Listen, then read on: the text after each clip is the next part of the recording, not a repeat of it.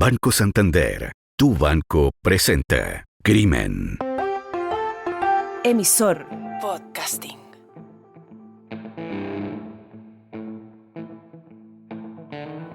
El payaso, el diablito, el toro, el torito. Un hombre de 30 años, soltero, analfabeto. Así fue presentado a la prensa de la época Manuel Antonio Toro Jiménez, cuando aparece en el diario la noticia de que había sido capturado el autor de 2 crímenes en los Andes. Se decía de él que había estado involucrado en otro crimen que no se había podido comprobar. Una historia que comienza con trozos de un hombre desperdigados en un potrero. Luego, 2 cuerpos enterrados en un campo.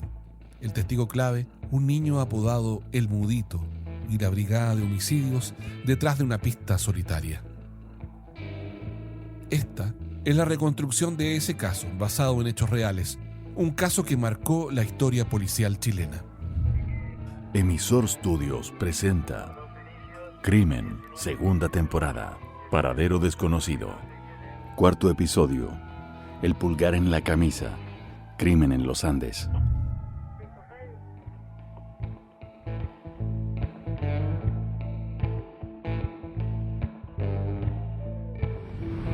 Se han dicho tantas cosas de Chile, se han publicado tantas cosas de mí, del gobierno, se ha hecho tantas cosas negativas contra este país que sería entrar a una polémica que si acaso usted no mira con sus ojos y ve que en este país hay libertad de prensa, se publica una revista en contra, un día, o sea, usted mismo puede constatar que aquí no hay tal control de prensa ni tal control de la ciudadanía. Usted se puede pasear en todas partes y nadie le va a decir nada. O sea, constate usted por sus medios la falsedad de esa información. 1983. Ya se cumplían 10 años de la dictadura militar.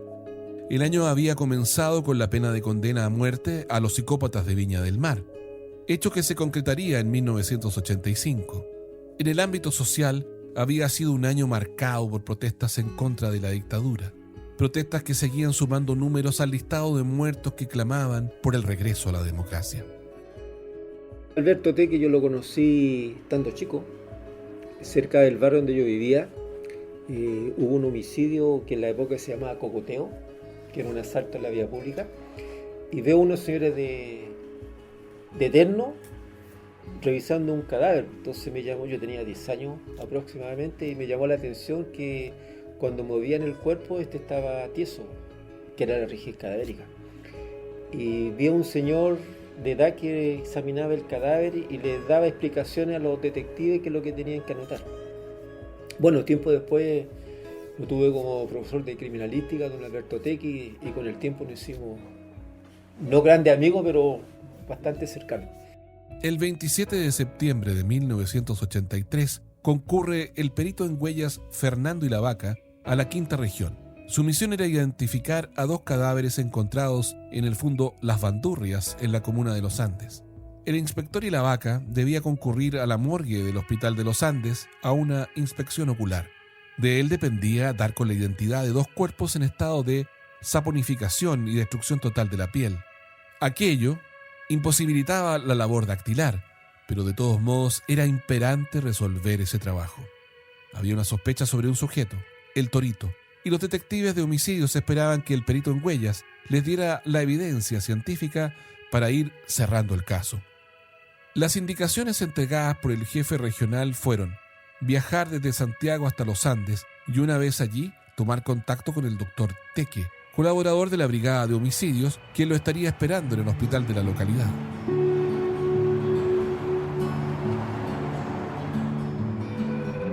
El Hospital San Juan de Dios de los Andes fue fundado el año 1863, constituyéndose como el primer recinto de asistencia médica en la provincia de los Andes.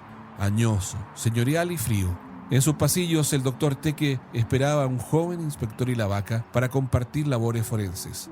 Lo recibió animado y se saludaron con aprecio.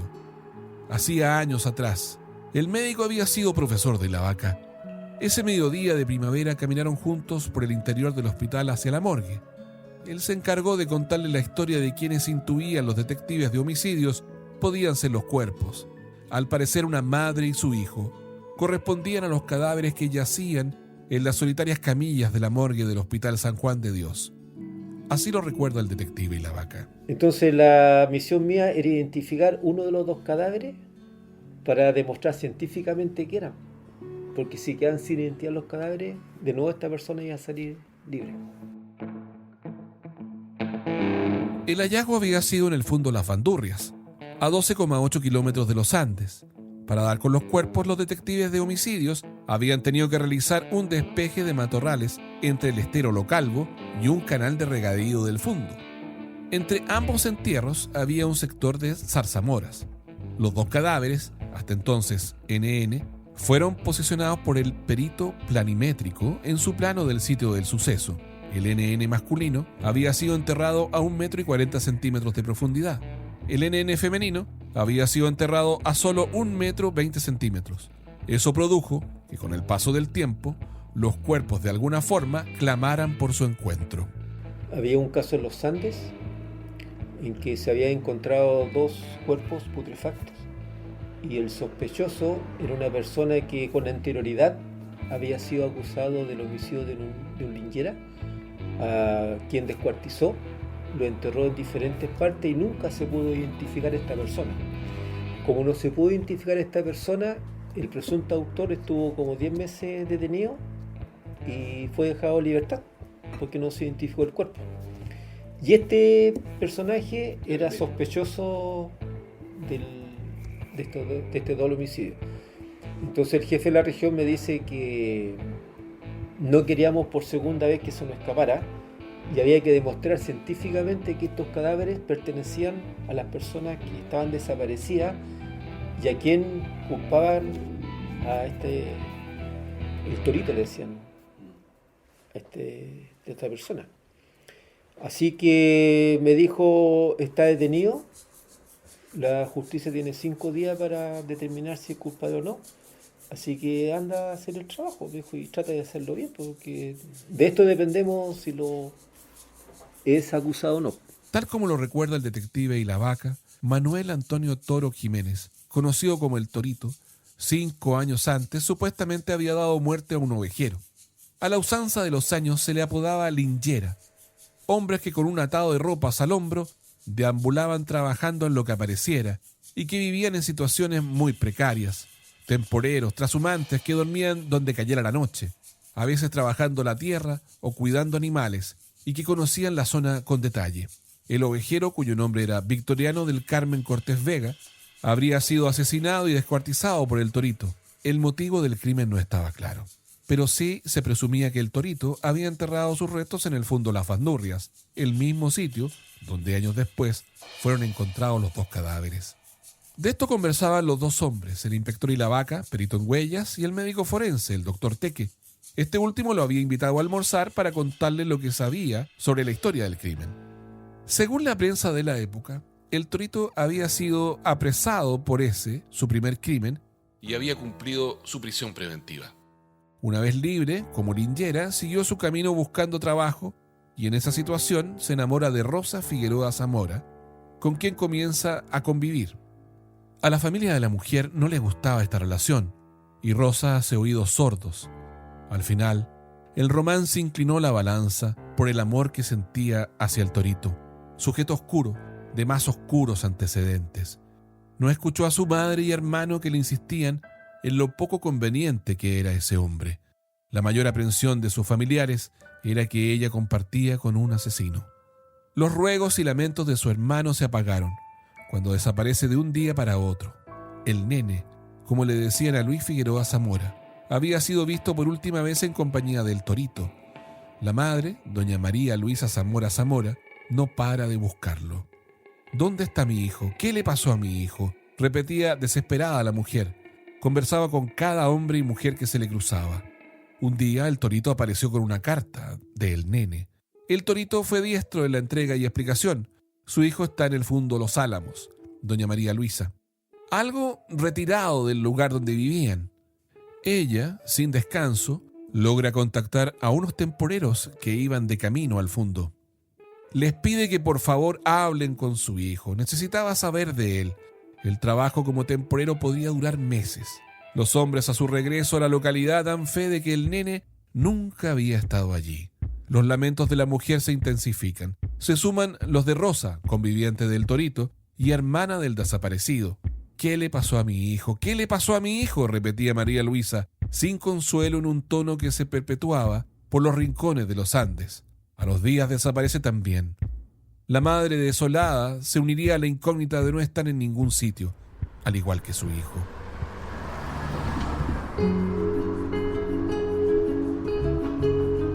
El doctor Teque ilustraba ampliamente al inspector y la vaca sobre el caso que tenían como objetivo resolver. Le advirtió que los cadáveres estaban en pésimo estado. Le comentó además que todas las sospechas estaban sobre el Torito, quien continuaba su vida al lado de Rosa. Como si nada lo perturbara, continuaba con sus quehaceres. El inspector y la vaca cayó en cuenta de que su participación como perito en huellas resultaba vital para la identificación de los cadáveres. El cadáver de la mujer había sido encontrado con el rostro descompuesto, de cúbito dorsal, orientada de poniente a oriente. No había cómo establecer su reconocimiento. El doctor Teque agregó que las últimas personas que habían visto a María Luisa había sido en compañía del Torito y su nieto, un niño pequeño que ya asistía al colegio.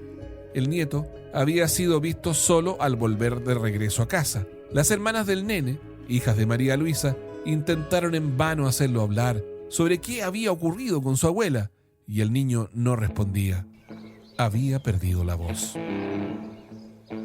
Banco Santander, tu banco, está presentando Crimen. Pasan meses en tanto. Las hermanas, sin señal alguna de su madre ni de su hermano, se dirigieron a la Policía de Investigaciones de Chile a reportar ambas desapariciones. El nene no daba señales de vida y ahora se sumaba la madre. Algo debía haber ocurrido. El doctor Teque proseguía con su relato en ese almuerzo con el inspector y la vaca. Los policías de los Andes habían pedido colaboración a la Brigada de Homicidios de Santiago. Se reunieron en los Andes. Uno de ellos preguntaba de qué vivía María Luisa Zamora Zamora. Los detectives comienzan a investigar y descubren que recibía mes a mes una pequeña pensión del Seguro Social. Hacía tiempo que no la cobraba. Todos los relatos del lugar apuntaban al Torito. Solo quedaba esclarecer si efectivamente había cometido los crímenes, pero primero debían identificar a los cuerpos que se encontraban en la morgue. Terminado el almuerzo, el médico forense y el perito en huellas se dirigieron a la morgue ubicada en el hospital. El doctor Teque me dijo, acompáñeme para que nos vistamos. Entonces yo dije, ¿cómo? No, me dijo, sí, están muy malos los cadáveres. Y veo a mi profesor que se pone un gorro cirujano, se pone mascarilla, se pone lente, se pone guante. Así que yo por prevención me puse 2 pares de guantes, doble delantal, parecíamos astronautas. Y en realidad estaba muy malo el cadáver, porque aparte de eso estaba malo el sistema de refrigeración del hospital. Entonces, al acercarnos a la sala donde estaban los cadáveres, sentimos el olor a putrefacción y que era bastante fuerte. Bastante fuerte. También recuerdo nos acompañaba un odontólogo forense. Un odontólogo forense porque tenía una característica, los dientes parece que se podía establecer la identidad. Pero eso se tenía que hacer con una comparación con una ficha, con un odontograma o con una foto para comparar. El inspector y la vaca descubre que de ambas manos del cadáver masculino solo un pulgar estaba en óptimas condiciones para proceder a la identificación del cuerpo. 10 dedos y uno solo en condiciones de ser tomada la huella. Y aquí se produce un hecho que yo lo he consultado con diferentes profesionales, especialistas. El hombre fallece con el dedo pulgar metido en el bolsillo de la camisa. Y eso me protegió el pulgar derecho, porque el resto del cuerpo yo lo tocaba y se deshacía.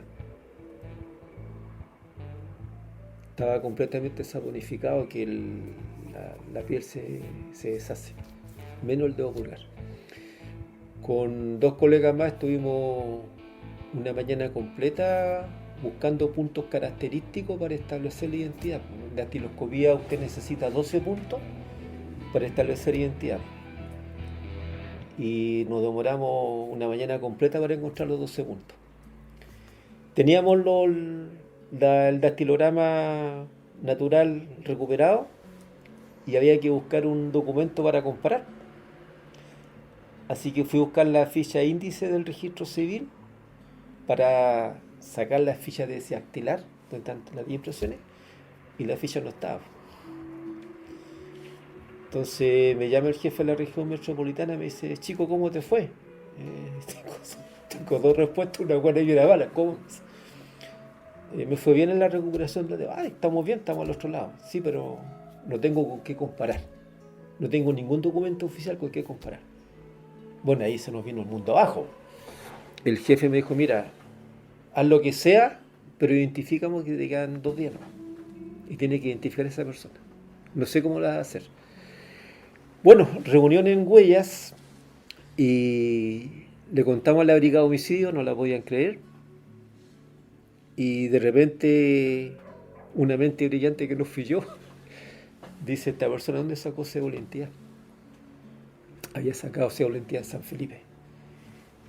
Y cuando usted saca cédula de identidad en provincia, se toman 2 ejemplares. Uno que es en la provincia y el otro se va a Santiago. Y estaba el de San Felipe. Ahí había sacado cédula de identidad. Se consultó en los Andes y en San Felipe. Y en San Felipe estaba la identidad de esta persona. Y lo último que supe del caso de que estaba penúltimo en el listado para ser fusilado. Bueno, ahí todo el proceso legal es larguísimo. Pero después se levantó la pena de muerte en Chile y no fue fusilado. El Torito fue condenado a cadena perpetua. Carlos Pinto entrevistó a Miguel Toro en su programa Mea Culpa, en su 5ª temporada, 9º episodio, El Sepulturero, Manuel Antonio Toro. En diferentes visitas, con un año entre cada una de las entrevistas, el relato de Toro cambia. Este es un extracto de la primera. ¿Qué significa para usted estar viviendo prácticamente la mitad de la vida tras las rejas? ¿Qué le vamos a hacer? Porque ya estamos acá, ¿qué le vamos a hacer? Ya estamos aquí metidos ya. Y no hubo la justicia, no hubo justicia. Por favor mío, ¿qué le vamos a hacer? ¿Y no está arrepentido de todo lo que ha hecho? Lo que yo he hecho sí, pero a lo que no he hecho, no. Lo que yo no he hecho, no. ¿Usted piensa que la condena que le dieron es muy fuerte para usted? Fue grave porque que esto tenía que estar el mismo policía, los que mandaron las cartas, eso tenía que estar. ¿Usted ha analizado todo lo que ha hecho? ¿Cómo se considera usted? Yo me considero bueno porque... Se le cargan 3 muertes y se considera bueno. Porque yo, estas cosas que han pasado, yo no han nacido de mí, que yo de malo, no. ¿Usted sabe que la prensa de la época lo trató como un chacal? Sí. ¿Y por qué le dio muerte a su suegra a usted? ¿Qué fin tenía? Si a la suegra yo no le daba muerte a la suegra. Pero si la vieron y la mostraron. No he podido visto, de salir sí. Esta es la segunda entrevista. ¿No le dio pena matar a su cuñado? Claro que sí. ¿Que era un familiar suyo? Claro que sí. Que sí. Porque él actuó dentro de mi persona. ¿A cuánto tiempo usted mató a la suegra? Casi cerca de 1 año después. ¿Usted tiene capacidad para llorar? ¿Lloró? Mire, yo en ese momento, como estábamos golpeados de la cuestión, sí, arrepentido toda la cuestión, claro que me fui del lado de él. ¿Y cuando usted lo enterró, tampoco sintió algún grado de humanidad? Un recelo sí, recelo sí, porque de quedar ahí en tierra, claro que sí. ¿Usted cree en Dios? Sí. ¿Le pidió perdón después de todo esto? Yo siempre le he pedido perdón a mi Dios. Siempre le he pedido perdón a mi Dios. Yo tenía entendido que usted no estaba arrepentido y ahora dice que lo está. Sí, ¿De dónde viene ese cambio de actitud? Nosotros estamos arrepentidos por ver los niños que a veces tienen sufrimiento afuera, tienen problemas. Nos falta quien le ayude. Ahora ya están grandes los niños ahora. Ellos ya lo saben, ya se dan cuenta. Toda esa cuestión. Yo lo entrevisté a usted hace más o menos un año. Yo lo entrevisté a usted hace más o menos un año. Más o menos. Y ahí me dijo que no estaba arrepentido. Más o menos. Y ahora me dice que sí está arrepentido. Sí, porque yo le hago falta a mi hijo fuera. En un año usted cambió de actitud. Le hago falta a mi hijo, yo fuera. Hasta el año pasado no estaba arrepentido, ahora sí lo está. Tengo mi hijo grande, que ellos ayudan a la escuela, yo a él le hago falta yo a ellos. ¿Sabe usted el concepto de psicópata? ¿Lo ha escuchado alguna vez? ¿Sabe lo que significa un psicópata? Que esos son gente mala ya. Son gente ya que son gente rebelde ya. Don Manuel, ¿usted se considera una persona normal? Sí, sí. ¿No tiene ningún trastorno mental? No, ¿Usted piensa que está en sus 5 sentidos? sí, sí.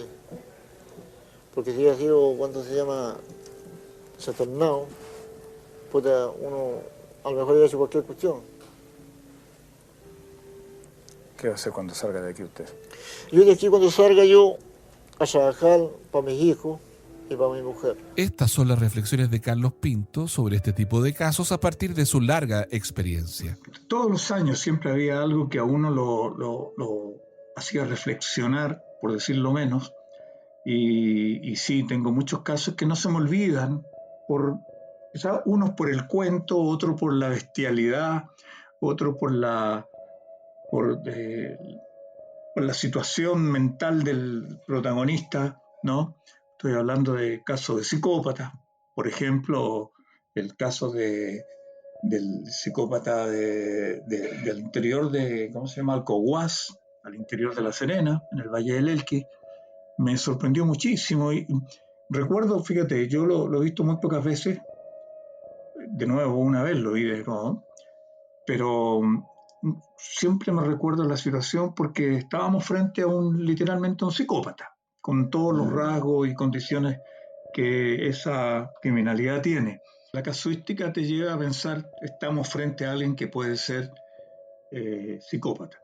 Ahora, la denominación o el diagnóstico de psicopatía es algo que nosotros decimos con cierta libertad, incluyéndome. Porque, ponte tú, uno dice este es psicópata porque mató a alguien o mató a 2 personas y no necesariamente lo es. De hecho, si bien la psicopatía existe y son algunos los que cometen estos delitos, no son muchos en realidad, son algunos nada más. No creo que exceda el 3% de esas causas. Es decir, de 100 tipos que están hoy día cumpliendo condena, con suerte 2 o 3 podrían ser psicópatas. Hay más sociópatas que psicópatas, ¿no? Entendiendo que uno es una categoría casi mental donde hay una definición la definición guarda relación prácticamente con el hecho de que uno tenga una categoría mental de esta patología y otra una categoría mental de un aprendizaje, una conducta aprendida que te convierte en sociópata, que es la definición. Tiene los mismos rasgos de frialdad, los mismos rasgos de poca empatía con la gente, en el caso de ambos, pero más aguda en los psicópatas, pero que son una suerte de técnicas o métodos o enfermedades adquiridas al fragor del aprendizaje de la vida, ¿no? Y los convierte en sociópatas. El psicópata es complicado porque no tiene, comienza lo tiene, yo diría, en su ADN y gatilla en algún momento de su niñez o adolescencia y ya no para hasta la vejez, diría yo, ¿no?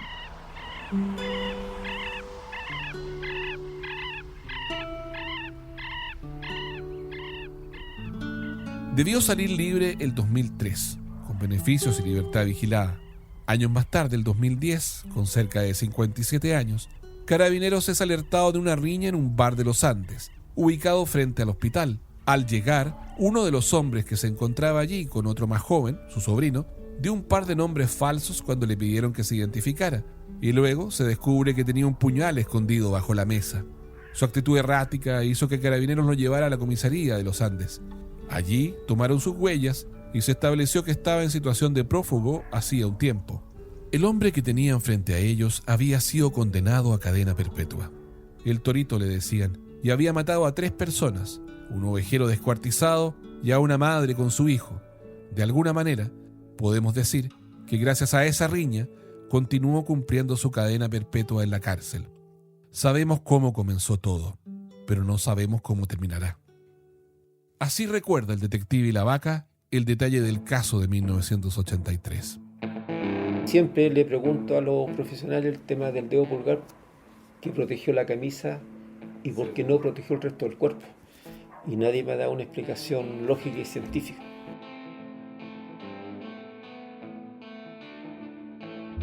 Manuel Antonio Toro se encuentra hoy en libertad condicional, con cerca de 70 años. Su paradero es desconocido.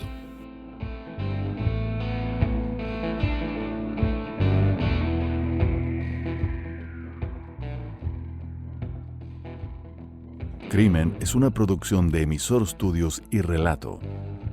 Dirección y locución, Marco Silva. Guión de Paula y la Vaca y Marco Silva. Producción, Sergio Fortuño, Paula y la Vaca y Marco Silva. Música, Juan Ignacio Ramos. Edición, Sergio Fortuño. Archivo de prensa de Canal 13. Gracias a Fernando y la Vaca, Carlos Pinto y a los expertos y especialistas entrevistados para este programa. Todos los derechos reservados.